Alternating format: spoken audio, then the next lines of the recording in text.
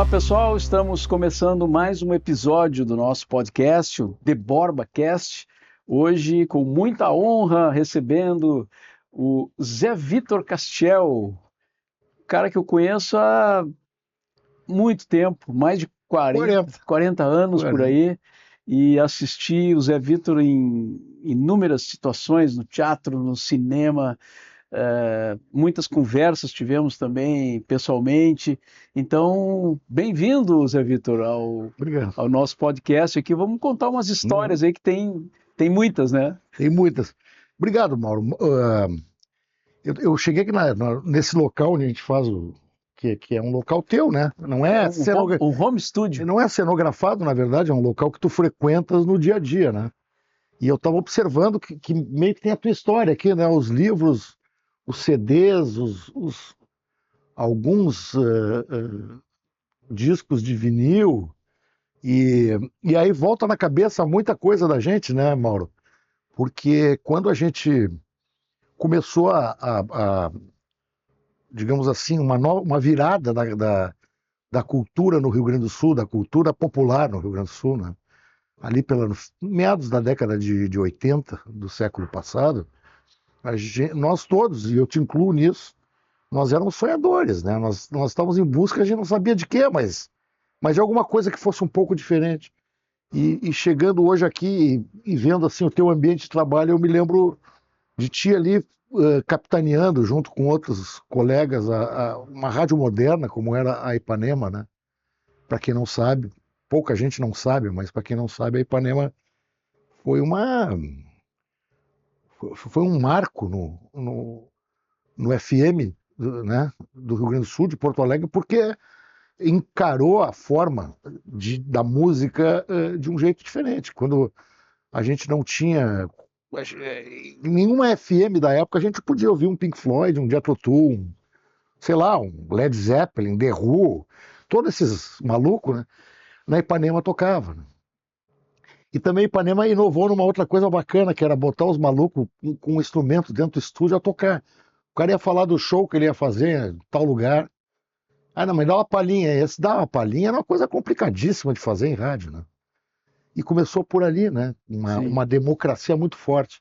Então, eu queria te dizer que eu tenho muito carinho de estar aqui contigo, porque tu e aquele pessoal todo daquela época são uma memória muito gostosa da vida da gente, né? Certo. Obrigado. Já começo me emocionando na nossa conversa.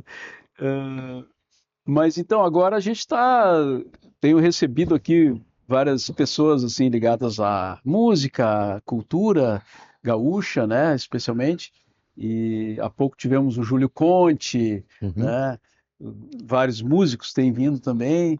E, e aí outro dia a gente se encontrou num evento, né, lá do XME, lançamento do festival. E aí o Zé tem que ir no podcast. Então, vamos lá. A gente se conheceu, então, foi em 84, 83, 84, por aí. 84, basicamente 84. já lá na Ipanema. Na Ipanema, lá no Morro Santo Antônio. No Morro Santo Antônio.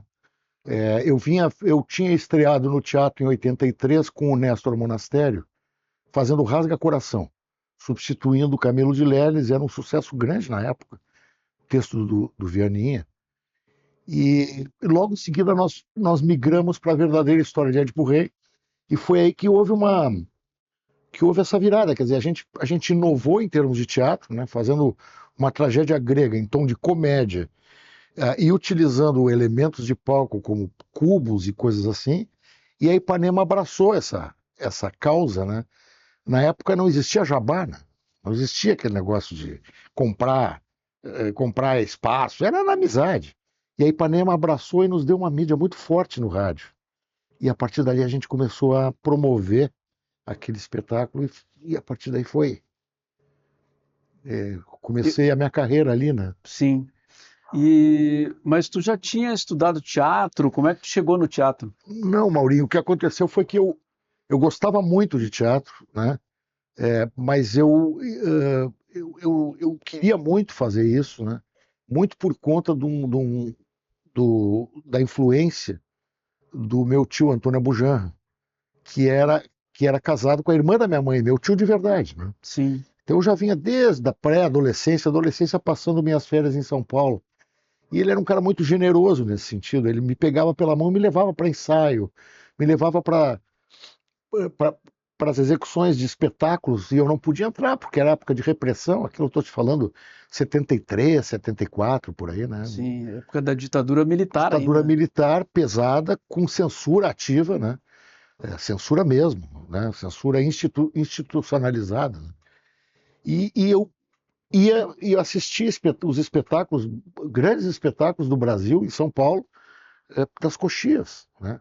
Então, cheguei a assistir Cacilda Becker, todos os grandes atores, grandes atrizes que circulavam por São Paulo, e mais os gaúchos que tinham ido para lá, que eu já, quer dizer, já me conheciam, porque frequentavam de alguma maneira a minha casa em Porto Alegre, pela mão do tio Antônio, né? Então, estou te falando assim do Paulo José, da Lilian Lemertz, do Vinícius Salvatore, é uma série de pessoas, Lineu Dias, é muita gente, né? Sim. E então já meio que me conheciam desde pequenininho, e aí, enquanto pré-adolescente, adolescentes também me abrigavam, me escondiam para eu poder assistir os espetáculos e tal. Então eu estava já inoculado por aquele vírus, digamos assim, né? No bom sentido. E, e aqui, então, no Colégio Farroupilha, onde eu estudava, um colégio altamente burguês, onde eu estudava, eu consegui montar um grupo de teatro, em 1974. E esse grupo de teatro, então, eu atuava, tinham outras pessoas outros colegas que faziam acontecer, e nós acabamos em 75 vencendo o Festival Estudantil de Teatro Amador. E esse espetáculo, só para resumir, ele como prêmio por ter vencido esse certame, ele ganhou a possibilidade de se apresentar no Teatro de Câmara numa temporada de 4 fins de semana, uma coisa assim. Só que o texto, que era uma criação coletiva desse grupo de adolescentes, ele foi a Brasília e voltou todo censurado. E a partir dali, então, deu um certo desânimo e na hora, logo no outro ano, eu fui fazer o vestibular e acabei meio desiludido fazendo vestibular para Direito, né? Que aliás foi uma coisa muito boa na minha vida, mas que deu esse lapso aí entre o teatro amador e o teatro profissional de uns 3 anos, mais ou menos, né? Até eu sentir que eu poderia tentar ingressar numa carreira mais profissional. E tu chegou a trabalhar com o direito, com a advocacia? Eu comecei trabalhando, eu trabalhei em 3 escritórios de advocacia. Primeiro, no escritório do Paulo Rogério Amoretti, que foi presidente do Internacional, que faleceu tragicamente naquele acidente Da TAM. da TAM em Congonhas, né? Paulo Rogério eu conheci, eu era muito amigo do sobrinho dele. E o sobrinho dele foi fazer engenharia e ele então me adotou para ser digamos assim, o estagiário do escritório, me fez muito bem aquilo. Em seguida eu passei a trabalhar num outro escritório e depois fui para o escritório do Dr. Paulo Weinberg, né, que era um escritório grande, onde atuava o Dr. Salomão Weinberg e os dois irmãos Paulo e Arthur e mais o Dr. Roberto Hofschuck. E ali então eu comecei a trabalhar, logo em seguida eu tentei uma autonomia, saí, abri um escritório ali em Petrópolis, né? E, e era um escritório estranho, porque eu trabalhava com direito autoral na época, né? E que me aproximava um pouco da arte, né? E logo em seguida, o que aconteceu foi que eu comecei a fazer o teatro, né? E aí começaram a se aproximar do meu escritório muitos artistas, né? Atores, atrizes, diretores, enfim. E eu fiquei muito amigo do Oscar Simch, né? E Sim. nós abrimos, não, naquele escritório, uma mini cooperativa de atores chamada Actor.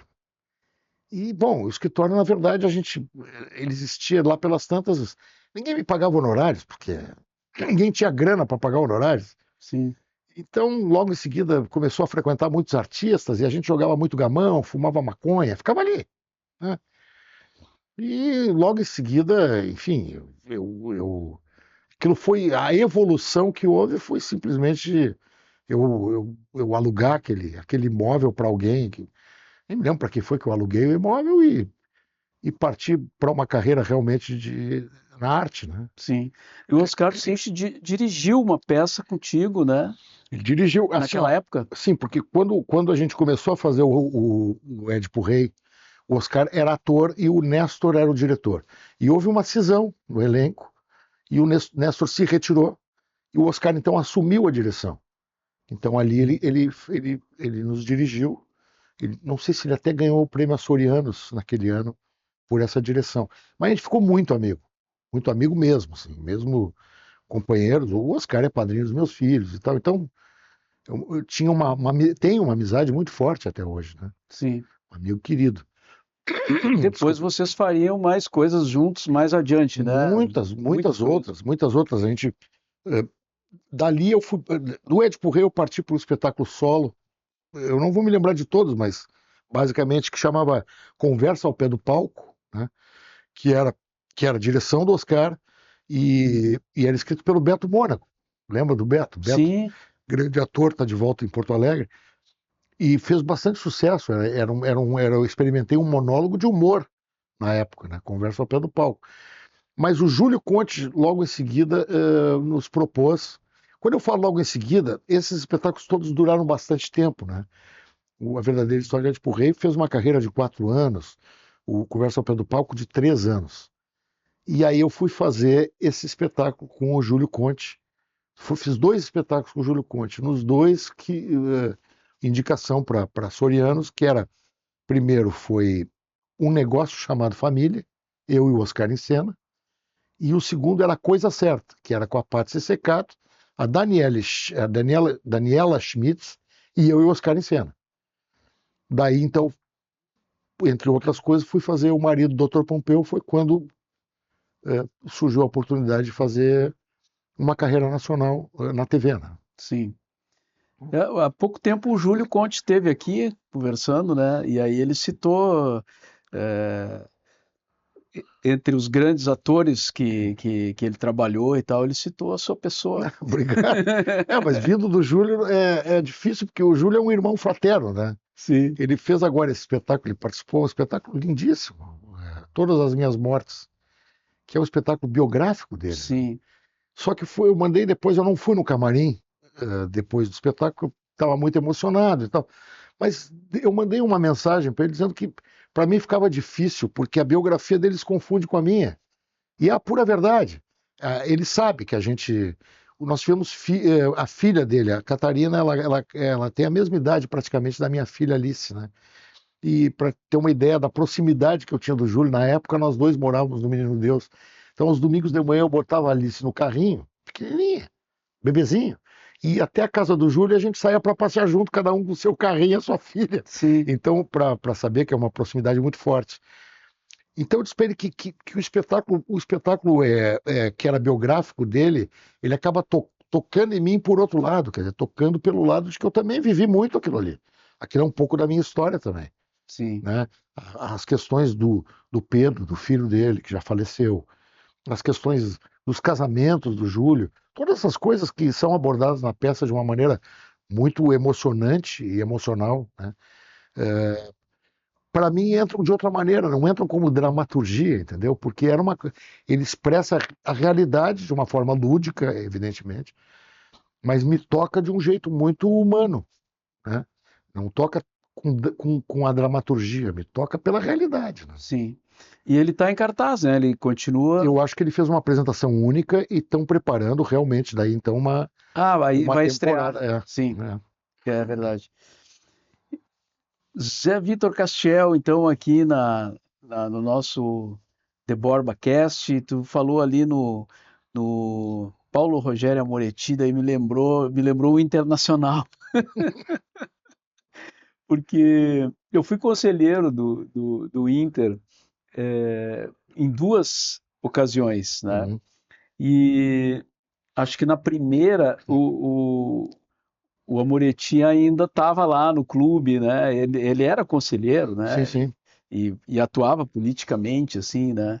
Mas ele representava uma tendência que eu não gostava Que muito, não assim. era da tua A gente já entrou ali com outra, tentando uma outra mentalidade. uma oxigenação, assim. E eu lembro que ele falava assim, não, é que vocês são jovens, é por isso que vocês não entendem certas coisas, né? Então a gente, assim, os jovens que ele se referia era eu, Mano Changes, o o Gibas O Brasil, Giba, sim. que éramos todos ali começando como conselheiros, né, E do eu te digo clube. assim, ó, isso foi uma oferta que foi me feita várias vezes, né?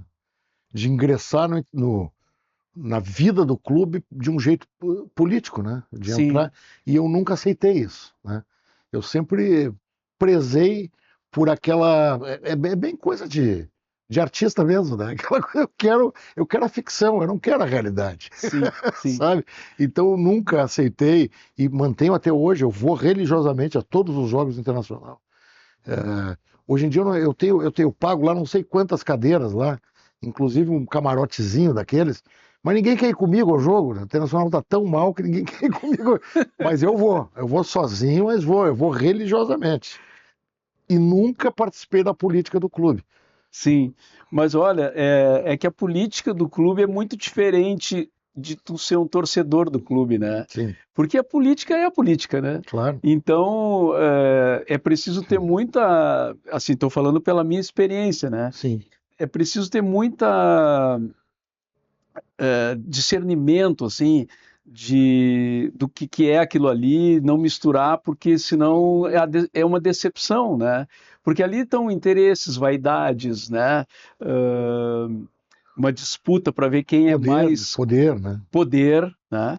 E uma disputa para ver quem é mais colorado do que o outro, né? E acredito que no Grêmio seja a mesma Deve coisa, ser a né? mesma coisa, né? E então assim é meio decepcionante assim. Eu admiro quem consegue ficar ali dentro, né? Eu nunca tive essa pretensão de estar por dentro né, por dentro das nuances, né, dos detalhes do clube.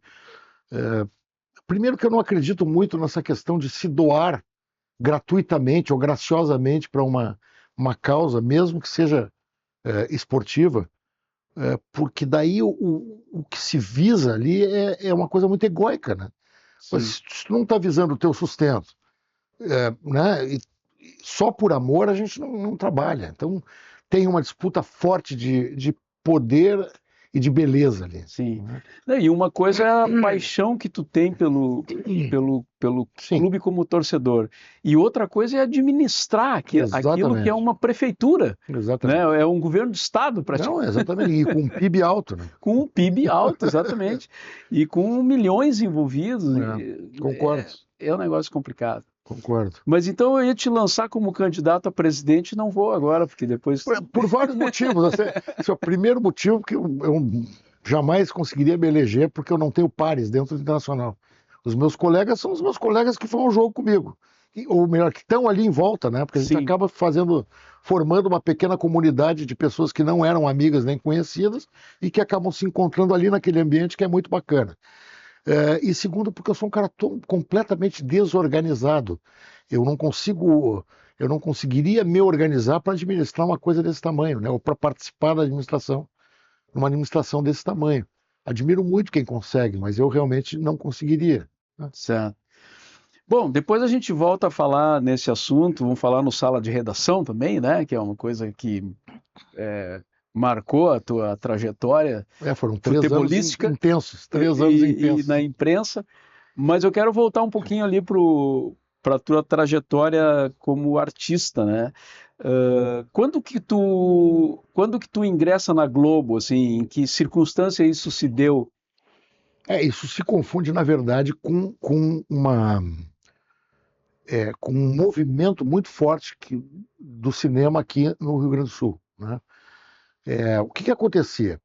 Naquela época de meados de 80, da década de 80 do século passado, o Rio Grande do Sul estava meio fora do circuito comercial, digamos assim, do circuito publicitário, né?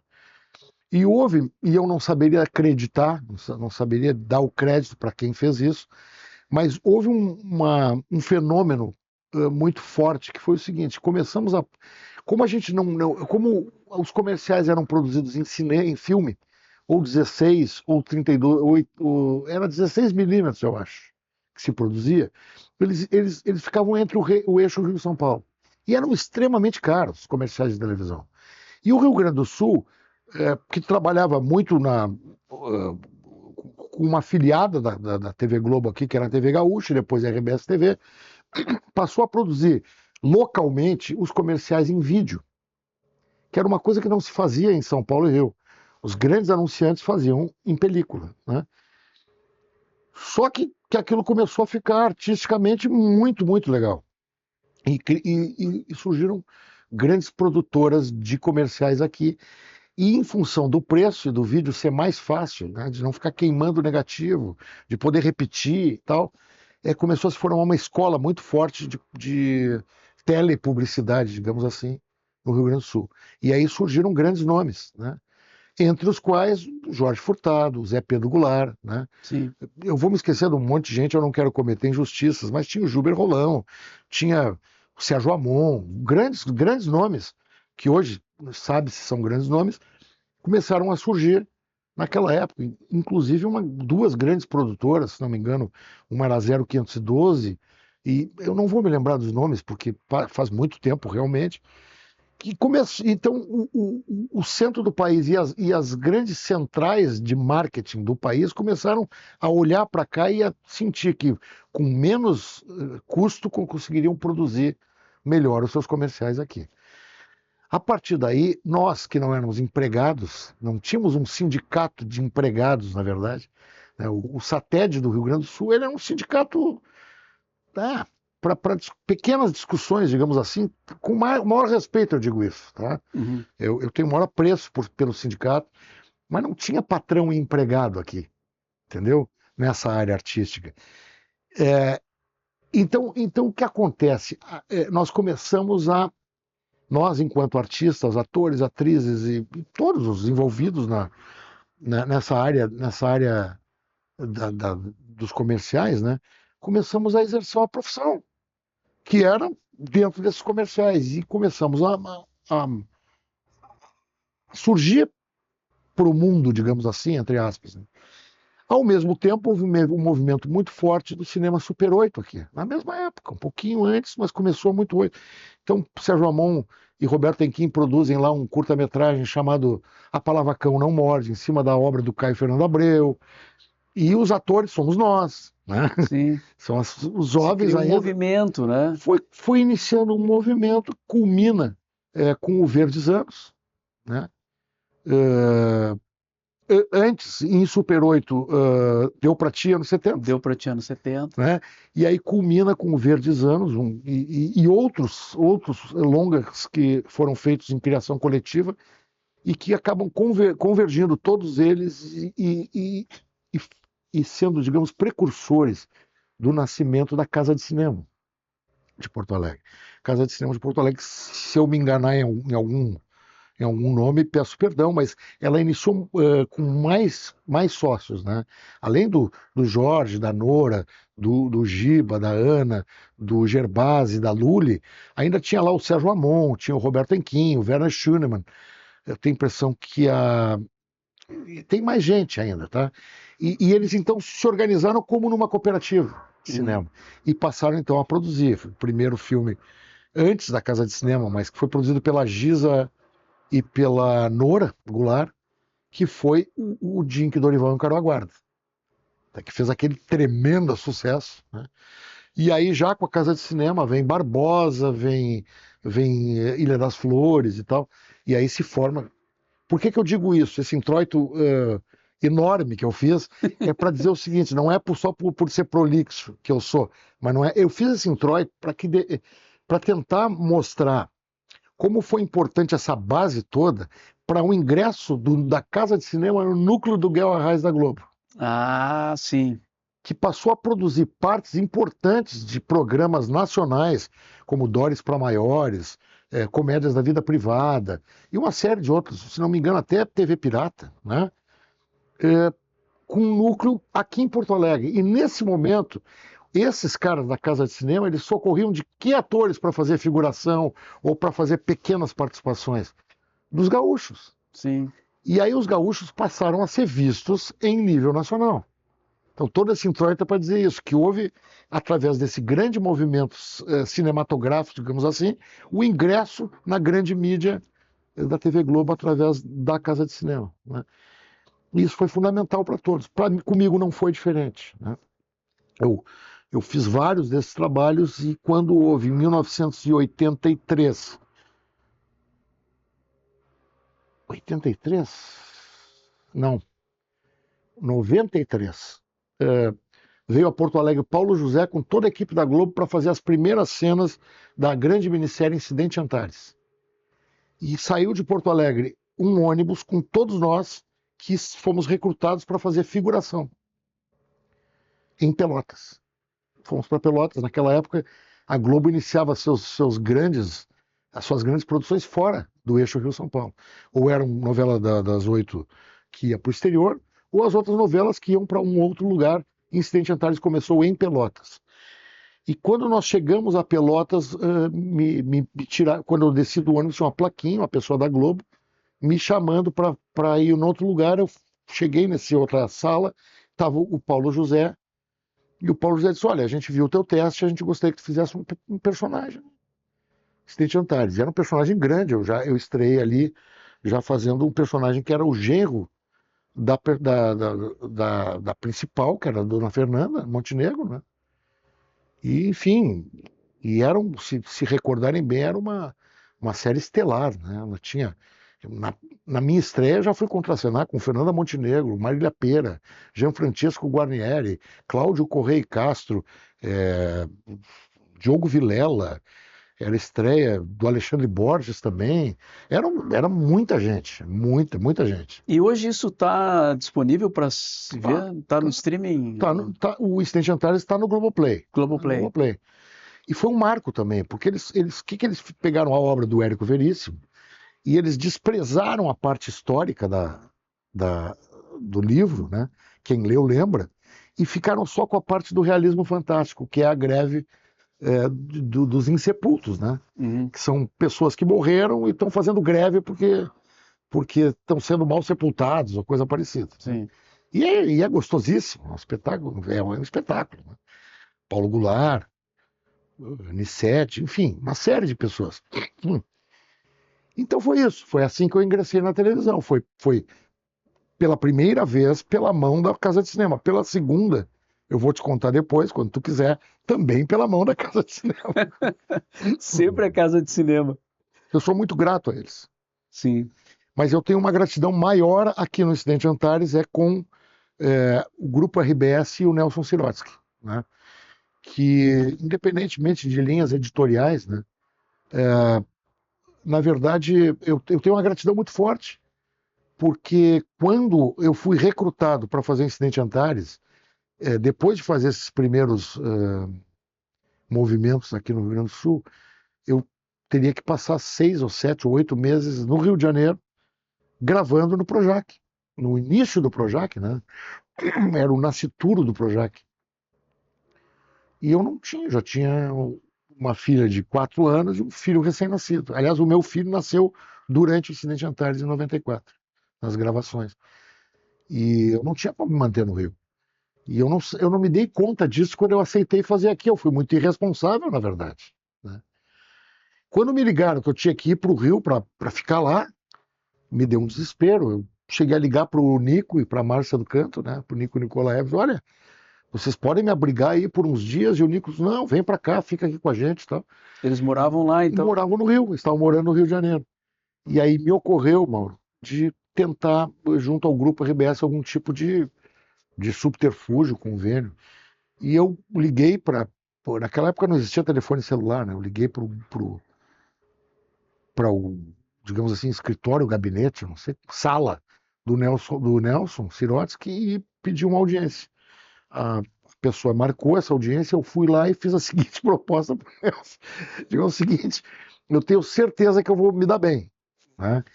A proposta é a seguinte: eu vou fazer isso no Rio de Janeiro, vocês me sustentam no Rio de Janeiro. Então, hotel, avião para eu ficar indo e vindo, transporte, alimentação, tudo no Rio de Janeiro. E quando eu voltar, eu me coloco à disposição. Vai ser legal, a série vai ser legal, e eu me coloco à disposição para fazer serviços para a RBS. E aceitaram. Então entrou na minha vida, naquele momento entrou Alice Urbim, Gilberto Perim, Fernando Miranda, os caras porretas da RBS TV, e que compraram aquela minha briga, e eu fiz a minissérie toda às custas, às expensas, né? Uhum. Não às custas, às expensas da RBS. Só para encurtar, estreou, foi puta sucesso mesmo e tal. Não o meu personagem, mas a série em geral. E eu fui, Não, mas voltei foi lá. bem teu personagem. O meu personagem foi muito bem, foi Claro. muito bem. Ele fazia o genro escroque da Fernanda Montenegro, Sim. casada com a menina Carla Daniel, que é a filha do Daniel Filho, né? E era muito legal, foi gostosíssimo, foi muito bacana. Paulo Betti, muita gente que eu encontrei ali, que são meus amigos até hoje, né? E, e eu volto e ofereço meus préstimos e me mandam uma merda, né? Não, tá tudo certo, tá tudo bem, nunca me. Então eu nutro pela empresa uma gratidão muito forte, né?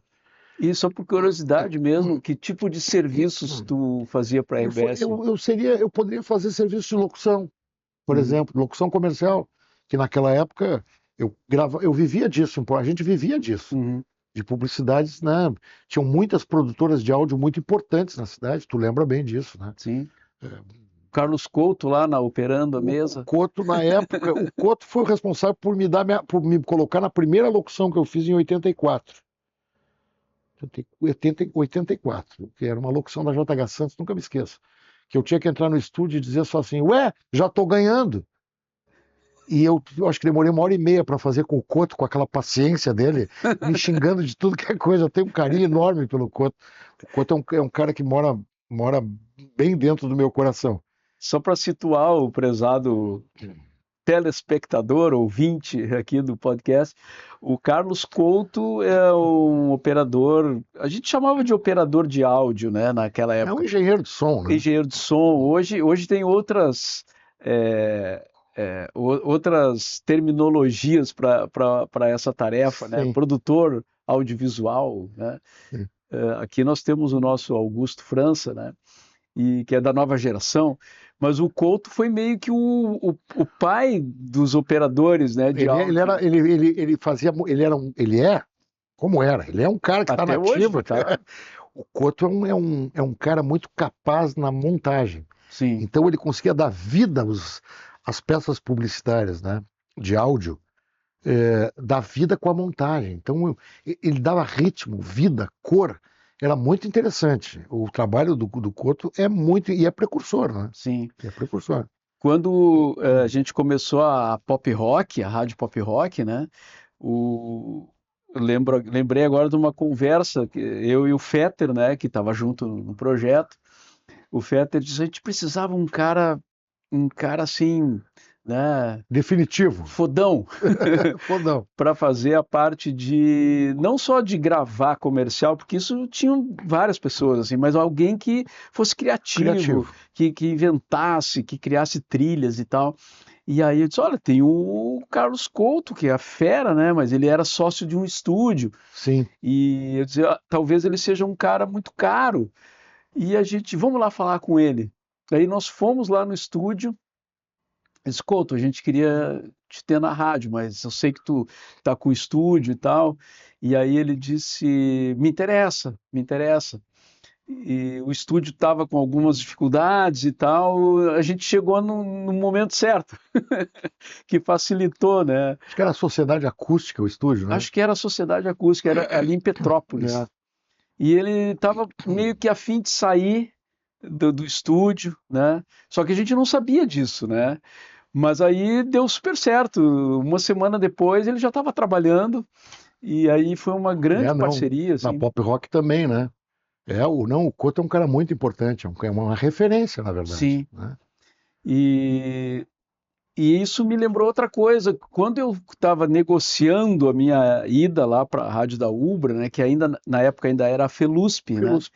que depois veio a ser a Pop Rock, eu te encontrei num dia, não sei se tu vai lembrar disso, talvez agora tu lembre. Eu tinha ido até a Ubra para conversar, que eles tinham feito um convite para mim, né, para Uhum. assumir a gerência da rádio. Eu era muito apegado a Ipanema, gostava muito da Ipanema, né, Claro. dos colegas e da história da rádio, né? Mas fui lá ouvir a proposta e tal. E, e o dia que eu falei para eles que sim, eu ia aceitar, eu fui ali no estúdio da rádio e tu estava lá dando uma entrevista. Eu não me lembro. E aí eu comentei contigo, eu disse, pô, o pessoal está me convidando para vir para cá, mas eu tô ainda um pouco receoso, assim, porque é longe, né? Sim, Canoas, no tinha, Campo Serra, em tinha Canoas. que ir para Canoas todo dia. E aí tu me disse uma coisa assim, tá, mas se tu pensar bem, é uma linha reta. É uma linha reta, são 30 minutos. É, Isso tu vai fazer em qualquer bairro de Porto Alegre, tu vai fazer 40, 50 eu minutos. realmente não me lembro, mas é verdade. É verdade. E isso eu, pô, é verdade, não é assim, porque era outra cidade, né? Naquela época a gente fantasiava muito Canoas, mas Canoas, né? E isso foi importante para minha decisão. que legal, cara. Bom saber disso, bom saber. Bom, seguindo então com a. Só te interromper, desculpe te interromper, mas Imagina, engraçado a gente ficar sabendo coisas que a gente não lembra. Esses dias eu estava ouvindo o Neto Fagundes, Neto Fagundes. falando, não sei aonde, numa rádio, dizendo, pois é, o responsável por eu fazer locução é o Zé Vitor Castel. E eu não me lembrava disso, ele contou uma história que ele disse, pois é, eu com esse sotaque, ninguém quer que eu grave nada, eu digo, mas... E ele disse, né, que eu Uhum. falei, eu estou dando o crédito conforme eu ouvi, que Sim, eu teria dito para ele o seguinte, mas Neto, pensa bem, é um filão, é uma zona que tu vai transitar sozinho, porque se tu consegue fazer uma boa locução e tem um sotaque bacana gaúcho, tu vai pegar uma fatia bacana de mercado.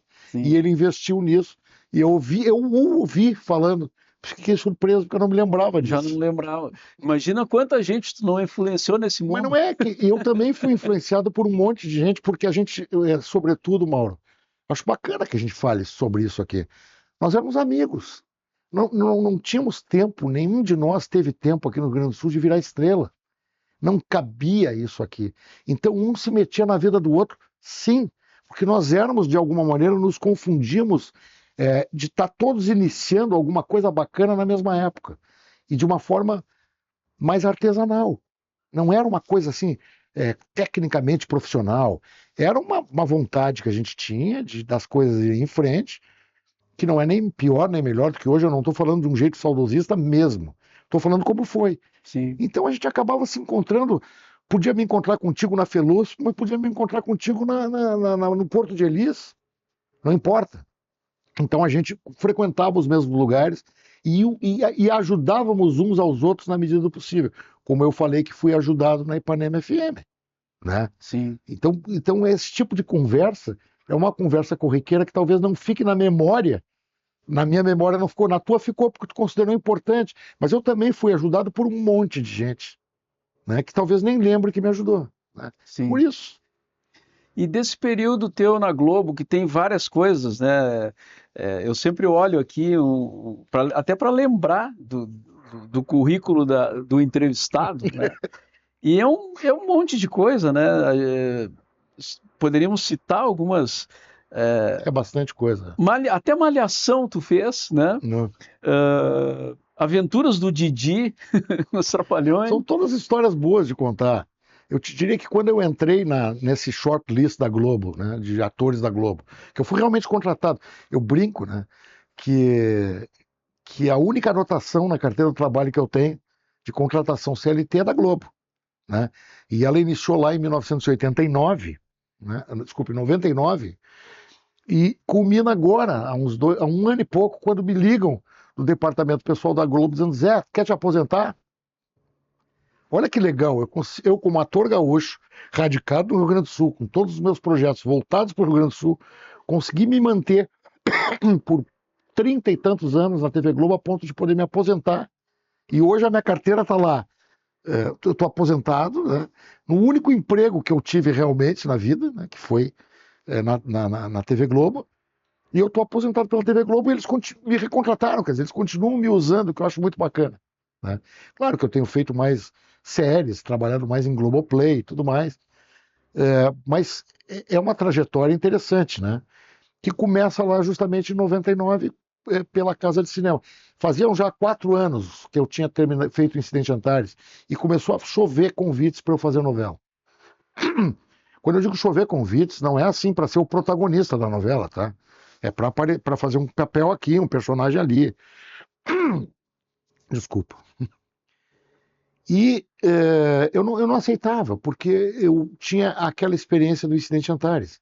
Como é que eu vou me manter com 2 filhos pequenos, morando no Rio de Janeiro, né, por 1 ano? O meu salário seria para pagar as minhas despesas no Rio de Janeiro. E aí que entra aquilo que eu te falei da casa de cinema. Eu recebo um telefonema em casa, morava já aqui na Avenida Bagé, dezembro de 99 isso. Era o Manuel Carlos dizendo, Zé, aqui é o Manuel Carlos, até desconfiei um pouco na hora, porque o Jesus Iglesias, lembra dele? Ele Uhum. vivia passando trote nos Imitava amigos, as imitava pessoas. as pessoas. Mas era mesmo o Manuel Carlos dizendo o seguinte, que ele estava me indicando para uma novela, que ele tinha me visto num filme do Jorge Furtado, A Felicidade É. Uma cena eu e Zé Adão Barbosa em que somos 2 caminhoneiros muito rudes, assim, e são 5 minutos falando só palavrão. É uma cena, eu amo essa cena. É um brigando com o outro, e se xingando e dizendo palavrão, palavrão, palavrão. Até que toca o telefone do meu personagem, eu atendo, e muda completamente a cena. Do outro lado da linha está a mulher dele, a esposa. E ele muda completamente, passa a fazer muxoxinha e falar bem carinhosamente, dizendo, Apaixonado. quer 100 de presunto, 200 de queijo, tá, pode deixar, meu amor. E aí ele desliga aquele celular e continua xingando o Zé Adão. E o Maneco viu essa cena e disse, eu te quero para um personagem, é um personagem difícil, ninguém quer fazer. É o personagem que sofre de impotência sexual na novela das 8. E eu, cara, sinceramente, Mauro, eu nunca tive esse prurido, assim, porque eu nunca quis ficar bonito no palco, né? Eu sempre quis fazer o espetáculo me oferecia para fazer. E eu, na hora, disse, olha, eu topo, eu não tenho problema nenhum, só tenho esse problema de me ausentar de Porto Alegre, porque eu tenho filhos e eu já tenho recusado algumas coisas, e ele disse, não, vamos, assim, eu quero, eu já pedi que seja você, né? Então você tem condições de pedir o transporte aéreo, morar em hotel, alimentação, tudo para o teu salário entrar fixo. E pedir um bom salário também, porque eles vão pagar. Ninguém quer fazer o personagem ele é estigmatizante, na verdade, né? Sim, fica aquela fama, né?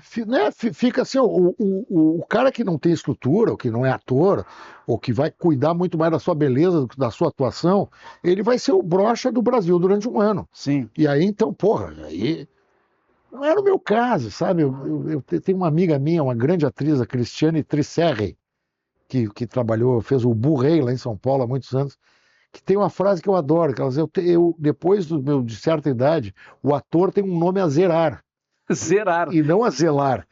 E eu me guiava muito por isso, e eu aceitei. Eu antes liguei para o Jorge Furtado, nunca me esqueço. Estou embarcando pela primeira vez para o Rio para fechar cachê, fechar salário. E eu liguei de um orelhão, do Salgado Filho Antigo, né, para o Jorge, para a casa de cinema. E o Jorge me instruiu de como eu deveria agir com aquele produtor especificamente. Chamava-se Rui. Que pena que eu não lembro. Rui, que ele tinha uma técnica de abordagem com as contratações dele, e o Jorge me explicou: olha, ele tem algumas técnicas, ele bota um santo, tu senta de costas pro santo, ele diz, sentou de costas pro santo. Ele tem uma certa. Eu me lembro que eu tive esse papo com o Jorge me instruiu, eu fui ao Rio e fechei um bom contrato, né? Fechei um salário bacana, que e fechei esse tipo de facilitações, né? De hotel, de alimentação, de transporte aéreo, né? Tantas vezes quanto eu precisasse via Porto Alegre. E foi um bom contrato. Tanto que até hoje, quando eu fecho algum contrato com a Globo, a gente só aplica a inflação. Porque o primeiro foi muito bem. E a Globo tem isso que é muito honesto da parte da Globo, que tudo que se conquista num contrato nunca mais se perde. Né? No máximo que eles podem te dizer, olha, eu não tenho como aumentar, mas eu vou reajustar. Uhum. Reajustar por inflação e tal. E isso possibilitou com que eu pudesse ingressar mesmo, digamos, no shortlist do elenco da TV Globo, e a partir dali então comecei a ser muito usado. Primeiro em Laços de Família, do Maneco, e depois fui engatando mais 2 novelas das 8 na época, né? E aí, nos intervalos, fiz Dores para Maiores, isso foi antes, fiz A Diarista, fiz Malhação, fiz Carga Pesada, Fiz uma série, né? Depois fiz mais uma série, Luna Caliente, que era a direção do Gerbasi, inclusive. Que é baseado num livro, né? Também, exatamente. Do Giardinelli. E eu não me lembro, é aquele negócio do louva-a-Deus, né? Da lua, que acaba instando uma pessoa a cometer assassinatos e tal. E outros, vários. E aí logo engatei uma outra novela das 8, que era Esperança.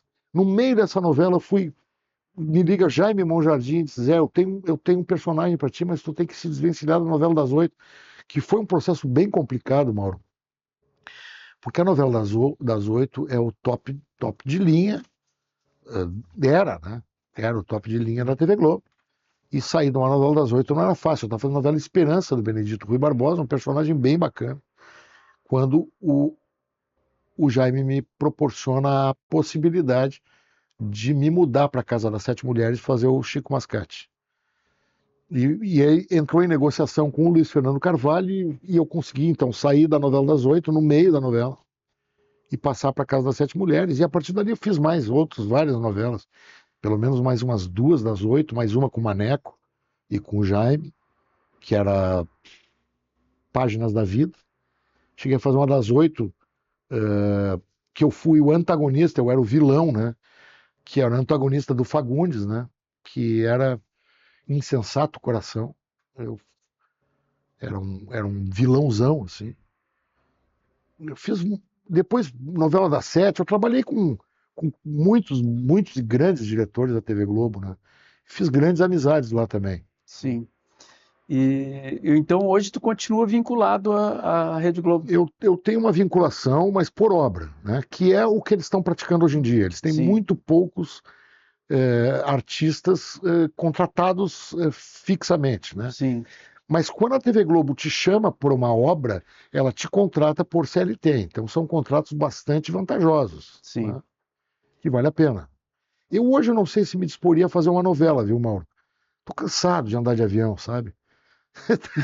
É cansativo mesmo. Sim. Nessa novela, eu nunca me esqueço, Laços de Família, eu fui 70 vezes ao Rio de Janeiro em 10 meses.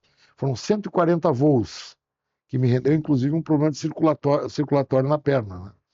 Era bem puxado. Sim. Claro que para quem mora no Rio de Janeiro, ou quem vai se estabelecer, fica mais simples, né? Não era o meu caso. Eu tinha toda a minha ideia voltada para o Rio Grande do Sul, inclusive nas questões de produção artística, né? Sim. De ser um empreendedor cultural, que é uma coisa que acabou acontecendo naturalmente, né? E eu quero também que tu fale, entre tantos assuntos assim, nos Homens de Perto, né? Que foi também um grande sucesso Foi, da tua vida, assim, foi, e pelo lado do humor, né? Que também foi, teve uma importância grande, né? No teu trabalho, a coisa foi. do humor, assim. É que as coisas foram se encadeando, quer dizer, no ano em que eu comecei a trabalhar na TV Globo, 99, foi o ano que eu e o Beretta, Rogério Beretta, quem não sabe é aquele carequinha que faz Os Homens de Perto comigo e tal, que é meu sócio, meu querido amigo, fraterno amigo, enfim.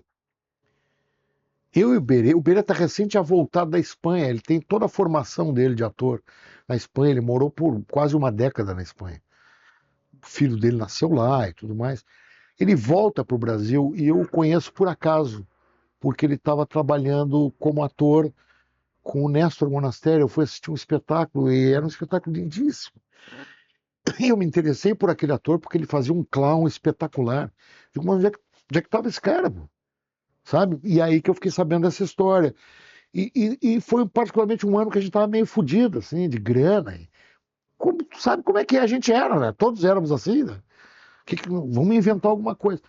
Foi quando nós, na lancheria do parque, resolvemos fazer alguma coisa que mais tarde veio a se tornar o Porto Verão Alegre, né? Sim. Que, para quem não sabe, Porto Verão Alegre é hoje, se não o maior, um dos maiores festivais multiculturais privados da América Latina. E ele surgiu por acaso na lancheria do parque, na necessidade que eu e ele tínhamos de fazer alguma coisa naquele verão. Porque no verão, se tu lembra bem, Porto Alegre não existia, morria. Além de ser um calor absurdo, a impressão que tinha é que ninguém estava na cidade, que todo mundo tinha se mandado para a praia. Sim. E quando foi nesse feriadão de 2 de novembro de 99, nós ouvimos, ou eu ouvi no rádio, um noticiário da Rádio Gaúcha, com aquele José Aldair, o locutor, né? Desse Show de de informações, exatamente. Vozeirão, lindo.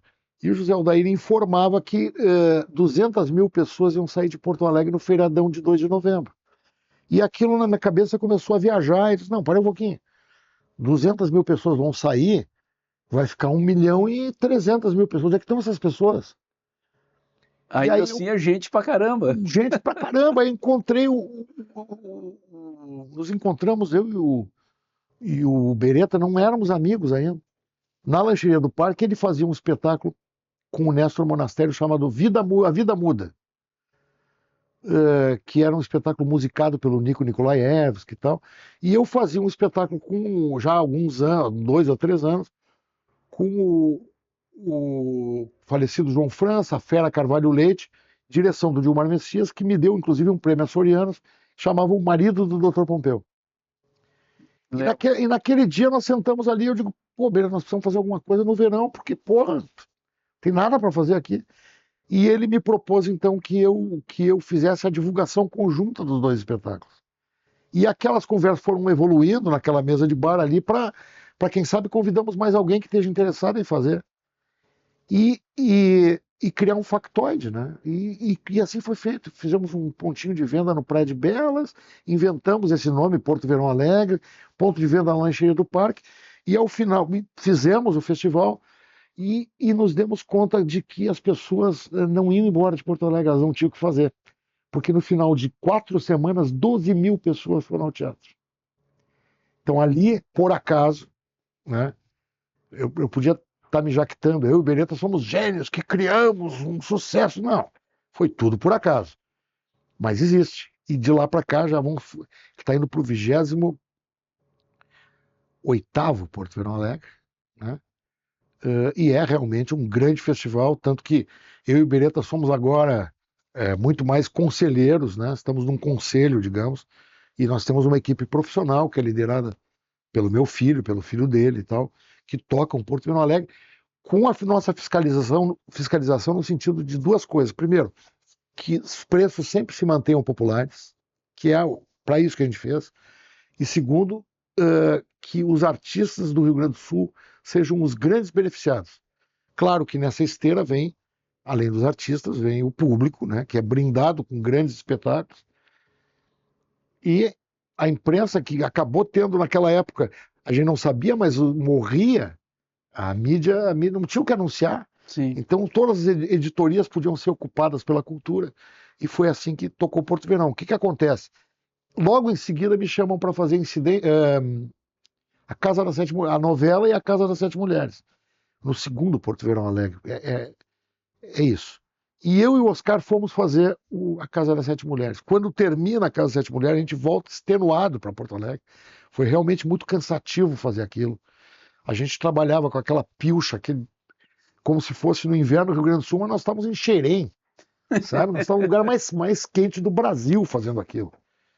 E aí eu proponho ao Oscar, vamos fazer uma pecinha de teatro para se divertir. E ele topa. E aí eu digo, e tá na hora de tu fumar o cachimbo da paz com o Néstor Monastério.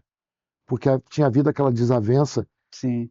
total, minha também, inclusive, com o Néstor, lá na época do Édipo Rei, 15 anos antes, né? 16 anos antes. E o Beretta, que já estava comigo e trabalhava com o Néstor, foi a grande ponte dessa conciliação. Né? Chamamos o Néstor, vamos criar alguma coisa para se divertir e tal. Naquela época proliferavam aqueles monólogos feministas, né? Início, a gênese do feminismo no teatro. Monólogos do Dario Fo, que acabou, inclusive, dando o prêmio Nobel de Literatura para ele. Brincando em cima daquilo, o orgasmo adulto escapa do zoológico. Ah, é verdade. Aqui em nível regional, a gente tínhamos escondido na calcinha, o Pois é Vizinha, né? Enfim, que se apresenta até hoje no Porto Verão, que a gente chama de Brinca com a Deb, que agora é Pois é Vozinha, né? Que é uma dos espetáculos que fez o primeiro Porto Verão. Sim, e está há 28 anos fazendo conosco, né? sim. Querida Deb. E a gente pensou assim, já que tem tanto monólogo falando mal dos homens, vamos fazer um espetáculo que fale bem dos homens.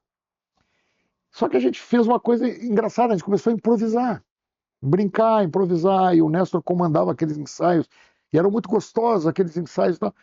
E lá nós nos demos conta de que a gente não ia conseguir, porque tudo que resultava daquelas improvisações eram homens babacas.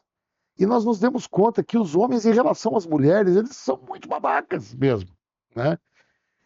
E aí o nome, os homens de perto, os homens vistos de perto, eles não são aquilo que eles dizem que são, Sim. né? E tinha a história dos homens de preto, E né? aí, exatamente, aí foi a sopa no mel, que foi o Néstor que teve essa casa. Pô, isso é uma baita boa brincadeira para fazer com os MIB, né? Os Sim, Men in Black. E assim surgiu, mas não tinha certeza de nada, porque era resultado de um processo estranho, de improvisação, de cenas de humor. Mas logo a gente começou a perceber que a gente, de alguma maneira, de memória afetiva, ou de memória, enfim, de memória, a gente tinha se aproximado muito de uma linguagem que estava extinta no Brasil há muito tempo, que era o teatro de revista. Então, nesse espetáculo tinha música, tinha dança, tinha comédia e tinha inclusive uma vedete, porque o Néstor teve uma sacada linda de colocar em cena uma contra-regra, mas vestida com maiô, né? Que era a vedete do teatro de revista. Quando nós fomos estrear esse espetáculo, a gente optou em estrear lá em Rio Grande, que é para não levar ovo aqui, não tomar ovo na testa. E foi um estrondo a estreia, foi uma coisa assim, as pessoas urravam, berravam no interior. Claro que é Zona Sul, mas que é muito evoluída e tal. Aí fomos a Pelotas no outro dia, no Teatro 7 de Abril, e foi aquele estrondo.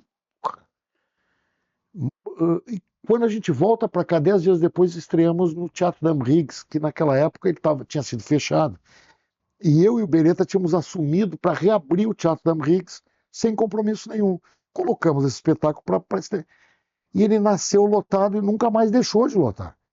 E nos demos conta, então, de que era uma linguagem bacana de se praticar. A linguagem do entretenimento mesmo, né? Do humor, do entretenimento. E foi assim os Homens de Perto. E aquelas Foram as 23 músicas, anos. 23 anos. E vocês já pararam de fazer? No meu caso, em função da saúde, né? Sim. Eu acho que o Oscar ainda é um cara que se mantém bem.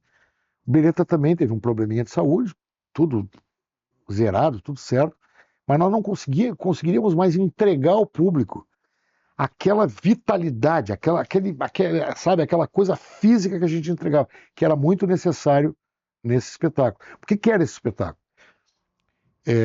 Esse espetáculo contava a história de 4 atores de comédia que, que cantavam, dançavam, representavam, contavam histórias maravilhosamente no teatro. O espetáculo começa quando 3 deles voltam do velório de um deles, né? E não contam para a plateia, isso fica bem claro, evidentemente, é explícito, que o cara que morreu era o bom. E que os 3 que sobraram não sabiam fazer porra nenhuma daquilo. E eles mesmo assim resolvem fazer o espetáculo sem o cara. E o resultado é isso, são 3 caras errando tudo e a plateia indo à loucura, porque é linguagem de clown mesmo, erra e volta, erra e tenta de novo, erra. Então é muito engraçado porque talvez tenha sido uma das primeiras vezes em que os atores no palco é que pagavam o mico, que eles não iam fazer a plateia passar vergonha, eles passavam vergonha. Uma coisa muito bacana do Néstor, que era que sempre parecesse improvisado. Nós ensaiamos 7 meses para parecer improvisado. E não tinha nenhum improviso nos Homens de Perto. Que interessante. Né? E era interessante também aquele sistema de vocês de diálogo, né? Tu, o Beretta e o Os Oscar, comerciais, né? os comerciais, vocês pegando no pé um do outro, é uma coisa fantástica, né, cara? E isso era uma coisa muito característica do espetáculo, né? Que obedecendo a própria linguagem do clown, né? Que quando acontecia alguma coisa contra mim, eu não poderia rebater. Eu tinha que assimilar aquilo e tentar de novo. E assim era. Então, os Homens de Perto tinham uma coisa interessante, porque a gente se dizia coisas um contra o outro, mas não havia o antagonismo imediato. O outro iria à forra mais adiante. E o público adorava aquilo, né? E o Beretta, sim, que é um mestre do clown, né? Cada uma das suas características. Eu sempre fui um grande contador de piadas, né? O Beretta é um clown espetacular, um ator completo. E o Oscar, além de ser um ator completo, é um cantor e um musicista espetacular. Então, não é que a gente não sabia fazer, a gente sabia fazer, fazia errado de propósito. Sim, Era esse era eu acho que sempre foi o furo da bala, sim. sempre foi o segredo. Três caras que dominam perfeitamente aquilo que tem que fazer, mas fazendo errado de propósito. É difícil, mas a gente Sim. fazia muito bem isso. E eu lembro que vocês iam no cafezinho, né, o programa da Pop Rock. Sim, sim. A gente adorava, assim, porque quando vocês iam os três no programa, não precisava mais nada no Não, e programa. diziam barbaridades pra gente, a gente matava no peito, sabe? Era Eu acho muito bom. bacana isso. A É. gente até tentou colocar vocês como um quadro do programa, né? Aham. Mas aí acabou Eu acho que não era, nós não era não viável. somos seres, assim, animais radiofônicos, né? Nunca fomos, né? Pois é. Mas enfim, a gente vivia experimentando, né? Claro. E a gente pegou uma transição, né, Mauro? Porque a gente pegou a forte transição entre o analógico e o digital. Sim, Isso dificultou muito a nossa atividade na internet. Pode ver que os homens de perto eles teriam tudo para ter deslanchado em produtos digitais. E sim, isso não aconteceu. O nosso grande boom foi nos comerciais de televisão, onde a gente trabalhava em linha, os três em linha, fazendo isso que tu lembra, quer dizer, um dizendo barbaridade para o outro, e o público adorava. A gente introduziu até o vocês vão se mijar de rir, aquelas coisas, mas nós não chegamos a penetrar na era digital. Isso fez com que os homens de perto fossem analógicos até o final, né? sim. Até o seu final. Mas tu acabou indo para o rádio no sala de redação, né? Eu Aí fiquei pelo três lado do anos. futebol, né? Ali aconteceu o seguinte: houve um pedido formal, né, de uma pessoa que na época era das pessoas que mandavam na RBS, para que eu tentasse suprir uma lacuna que não seria suprida jamais, né, que era do Kenny Braga. Do Kenny Braga. Tinha entrado o Fernando Carvalho e precisavam de mais um colorado ali. E, e foi um pedido que fizeram. E eu, naquela época, estava fazendo novela das 7. E disse para eles: olha, eu não posso fazer, porque mas vem quando tu puder e tal, e aquilo se arrastou por 3 anos. Não era minha, eu não sabia fazer, aquela linguagem não era minha, a minha linguagem de rádio ela ficava restrita à publicidade, que é o roteiro, né? É o Sim, roteiro forte. Então, e eu nunca fui aquele cara, o cara da corneta no esporte, né? Eu sempre odiei ser tirado o sarro, ser gozado por conta de futebol, porque eu sou muito apaixonado pelo Internacional. E sempre acabava em briga aquilo. Eu não gostava de que tirassem sarro. Como é que eu dominava isso? Não tirando o sarro dos outros. E aí eu caio exatamente sentado ao lado do cara mais voraz em termos de sarro, que era o Cacalo. E foram 3 anos muito penosos, porque nesses 3 anos estava também o ano que o Internacional caiu para a segunda divisão e o ano que o Internacional voltou da segunda divisão. E eu estava lá. Então foi muito difícil para mim. Eu confesso para ti que eu fiz grandes amigos, eu sou muito grato. A Rádio Gaúcha sempre foi muito bacana comigo e tal, mas eu sofri muito ali, os 3 anos que eu fiquei, né? Justamente por isso, porque tinha que engolir em seco e as pessoas ali eram mais preparadas para aquela discussão do que eu, né? Eu sempre levei tudo mais em nível pessoal. Eu não sabia abstrair. O cara está fazendo um personagem.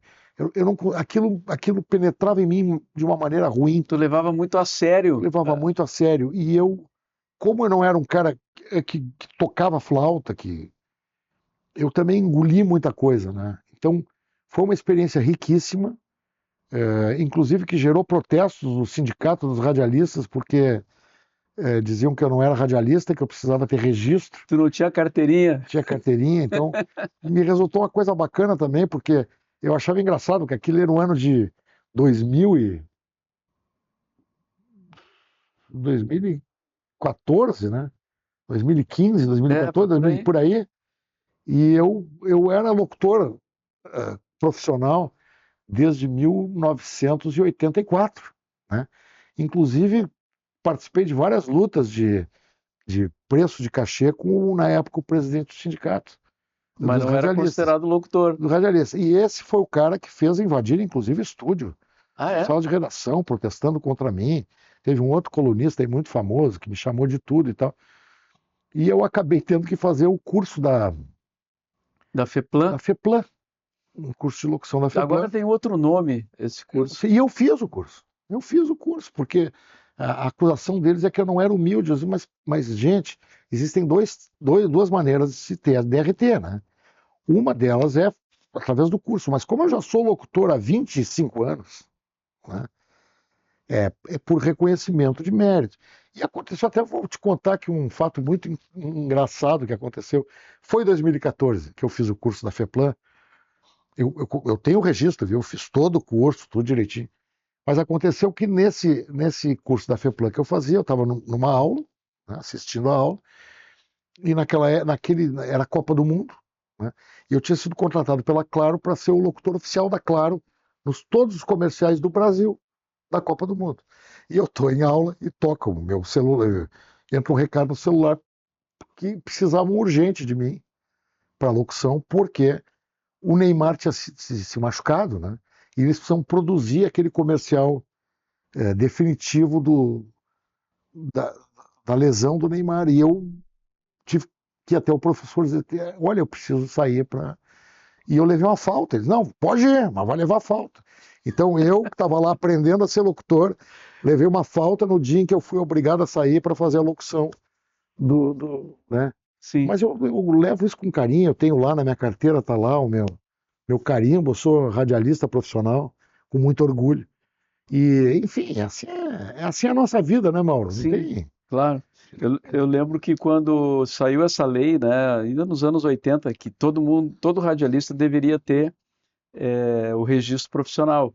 E que quem estivesse trabalhando já há alguns anos poderia requisitar o registro. Claro. E quem tinha entrado há pouco, assim, aí tinha que fazer o curso, né? Exatamente. E eu fiz porque eu já estava trabalhando no rádio há bastante tempo, né? Era só eles, não. Bom, enfim, passou, tá tudo certo. Bom, muitas histórias, como já era previsto, né? Mas a gente precisa fechar aqui esse episódio. E agora, te vendo falar assim, me dei conta, né, da tua semelhança com os Abu Janra, né? É o ano, né? Aliás, tu deve lembrar, em 1986, eu e o Oscar trouxemos para o Porto de Elis o André Abu Janra. Sim, o filho do teu primo. Meu primo irmão, né? E o Maurício Pereira, que tinha as Mulheres Negras. As Mulheres Negras, claro. E colocamos lá no Porto de Elis. Sim. E eles fizeram um grande show ao vivo nos estúdios da Ipanema. Na hora de fazer a divulgação, eu não me lembro quem era o cara que estava lá. Eu não me lembro se era tu, se era o Nil, acho que era o Newton. Eu não era, certamente. E eles disseram: não, faz ao vivo aqui. E um com o sax, outro com a guitarra, conseguiram de alguma maneira plugar e fizeram um show lindo no estúdio da Ipanema, que foi quem promoveu aquele show. E eles lotaram 3 noites do Porto de Elis. 1986 foi isso. Sim. Eu acompanho o Abu Janra nas redes sociais, assim, Sim. né? Ele agora está fazendo uma Somos parecidos, sim. são bem em função da mãe dele, na verdade, porque a mãe dele é irmã da minha mãe, né? Que já faleceu, a tia Belinha, minha madrinha. E nós ficamos com esse shape, né? Com o rosto, com a tez mais clara e olhos claros, né? Sim. Ficamos muito parecidos. E vocês se falam diariamente? Nós somos muito chegados. Tem o irmão dele, o mais velho, o Alexandre, que não é da área artística, mas que é um cara muito presente. A gente se fala quase que diariamente. Ontem mesmo, nos falamos. Eu trago no Porto Verão, sempre que eu posso, eu trago o André para se apresentar em Porto Alegre. Sim. É um dos grandes artistas brasileiros, né? Sim, o Karnak, né? O Karnak e outros trabalhos autorais que ele tem muito bonitos, que ele viaja pelo mundo fazendo. Tem todo o trabalho dele no Castelo Rá-Tim-Bum. Para quem não sabe, a trilha sonora é dele, né? E tem trabalhos relevantes no cinema, né? Não só no cinema nacional, mas ele tem trilhas para o Tarantino, né? É um cara de bastante relevância, é um grande artista. É que ele é um cara muito low profile, né? sim. Ele quer tocar, os filhos já são grandes músicos também. Sim, já estão na área da música também. Outro dia ele estava falando, né, que um produtor, eu acho, que agora eu não lembro quem é, estava falando para ele que ele precisava ter mais foco na carreira musical, né, tipo, ser um pouco mais pop. E ele falando, né, mas eu sou assim, Ele é né? assim, né? Ele é assim. E o produtor é o Agnaldo Roca, que produz ele há muitos anos. E tenta dizer para ele, né, pô, André, showbiz, né? Vai, Sim, voa. Mas ele é daquela maneira, ele tem trabalhos relevantíssimos, né, Mauro? É de altíssima relevância. Mas ele é aquela coisa, eu procuro me espelhar um pouco nele, sabe? Eu acho que a humildade, ela é um combustível do artista, sabe? O cara precisa se manter com os pés no chão. O cara não pode acreditar que ele é do caralho. Ninguém é do caralho. Ou todo mundo é do caralho. O importante é tu não achar que a tua arte, aquilo que tu proporciona como artista, possa ser mais importante que um ou que outro. E eu acho que o André traduz muito bem isso. Eu procuro me espelhar um pouco nele, né? Ainda mais agora que eu, por exemplo, estou atravessando uma fase da terceira idade, né? Eu estou com 67 anos. A minha cabeça ela anda a mil, né?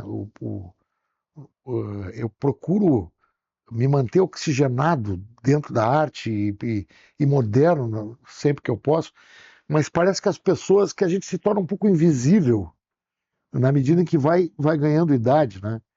Então eu tenho experimentado algumas coisas chatas, assim, do tipo de tentar frequentar algum lugar e não quererem que eu vá, ou como aconteceu agora, uma campanha forte pública, né, de chamar pessoas para participar de um determinado e, e uma pessoa vetar teu nome que tu não é representativo, sabe? São sinais que vêm batendo na gente de que o etarismo está por aí, né? sim. E quem fala muito disso é a Tânia Carvalho. E pode parecer papo de velho, chorão, mas não é, porque essas pessoas que são 60 a mais, que já fizeram, plantaram muita coisa, elas ainda estão colhendo alguma coisa, né? E produzindo? Produzindo, Sim, com certeza, produzindo e inovando muitas vezes, sim. mas os mais jovens, que eu amo, né, que eu não estou sendo saudosista, eles precisam colocar na lista de prioridades deles também beber na fonte mais experiente, né? Eu sei porque lá na empresa que eu trabalho, a Ganivoga, a gente produz o Xisme, produz uma série de novos festivais e novas coisas. Assim, 99% são jovens com menos de 30 anos, né? E eu experimento com eles um respeito muito. Eu tenho muito respeito por eles e eles têm muito respeito por mim. E o meu trabalho lá tem sido assim, de abrir portas para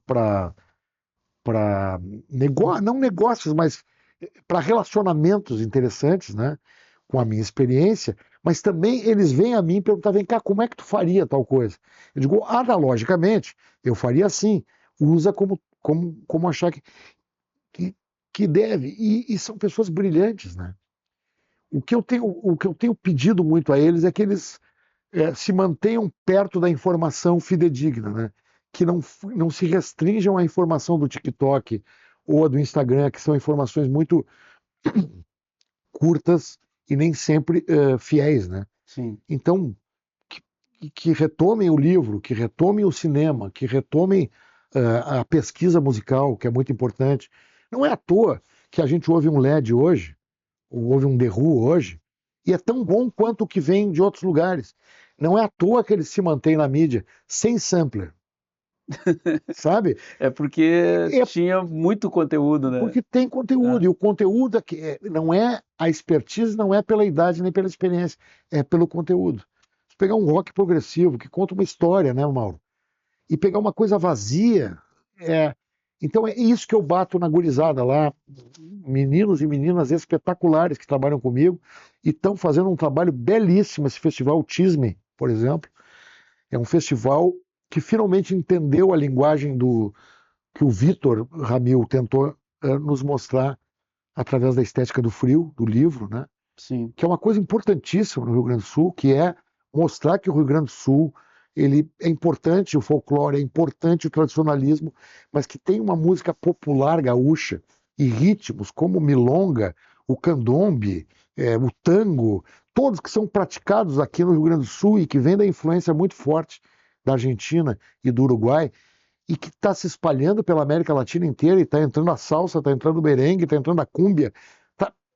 Todos esses ritmos são nossos da América do Sul, e que eles são populares, e que eles não são folclores no sentido velho da Sim. palavra. E o xisme foi uma ideia deles, de um dos meus sócios, que é o Dídio, e do João, do meu filho.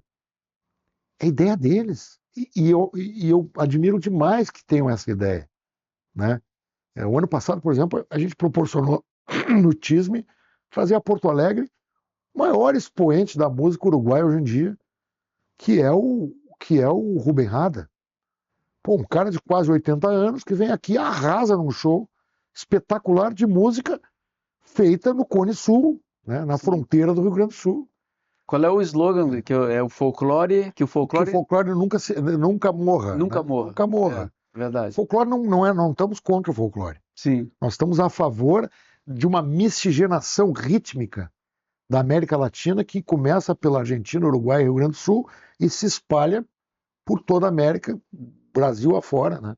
Sim. Esse ano, por exemplo, a gente tem expoentes do Peru, Colômbia, Venezuela, Cuba, sabe? Grandes artistas. Nós temos.